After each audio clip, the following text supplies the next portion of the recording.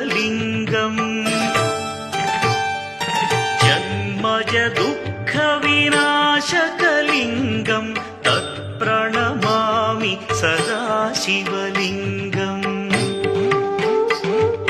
देवमुनिप्रवरार्चितलिङ्गम् कामदहन करुणाकरलिङ्गम्